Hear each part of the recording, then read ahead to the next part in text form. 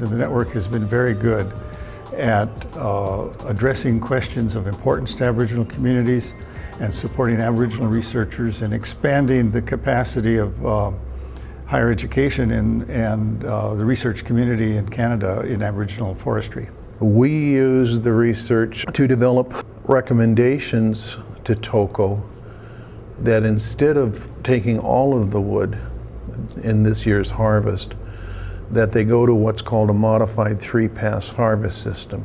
This year we've closed the circle between research and action on the ground to accommodate First Nation interest. Ceci nous a vraiment permis d'incorporer des notions d'écologie, d'économie et des notions sociales dans la gestion ou la prise de décision au niveau de la forêt.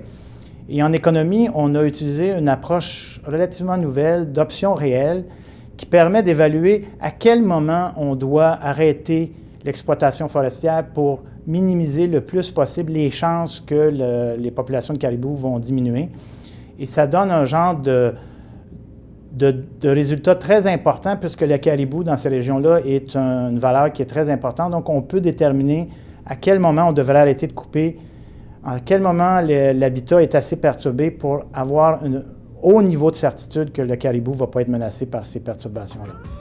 Impacts that are now showing up in the land use framework in Alberta. I would say this is Marion Weber's work out of some of the research projects that we were involved in that proposed the idea, used network research skills to test the idea in economic and ecology frameworks. We need a lot of flexibility built into the policy system, which currently doesn't exist. We do know that. And so the questions about how to build that flexibility in and still allow this combination of government and industry and other stakeholders to head towards sustainable management objectives. Whether it's forestry and energy or forestry mining, forestry and urban expansion, how do we actually deal with all these different players on the landscape? We have a huge forest that we have to manage. We are under world scrutiny that we're managing this huge ecosystem in a sensible way, and so these issues are going to be with us for many years.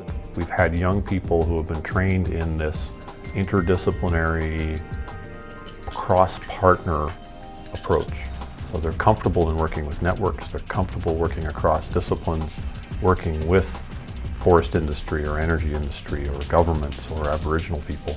We know that the future is unpredictable. There will be critical questions that need to be solved, critical research priorities that need to be identified, critical partnerships that have to work together to be able to move us in a position where we truly can manage our Canadian forest resources. Public, the ultimate owners of the resource, need to be assured that their long-term interests are being considered, not only the short-term interests of employment today or next year. If you've got academia and industry and government and environmental organizations, First Nations, if everybody's working together, I think people have a lot more comfort than when they see individual components or sectors working on their own particular agendas. We certainly would like to see something evolve in some shape or form that continues that networking opportunity. There may be other ways of getting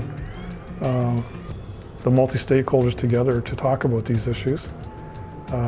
It doesn't necessarily have to be under the same umbrella. We need to be embarked on continuous improvement and innovation. Why? Because our competitors also are keen to advance their interests, so we have to continue to keep up. And also, our challenges in forest stewardship are also going to be still there. Speaking to forest practices, speaking to forest policy, speaking to social issues, Aboriginal issues, ecological issues, and economic issues. We have gained a huge amount of experience over 14 years in how to conceive, how to carry out, how to work in partnerships, and how to develop integrated knowledge in sustainable forest management. And we'd like to be able to take that learning and pass it on to other organizations to essentially pick up the torch and move the discussion forward for the Canadian public.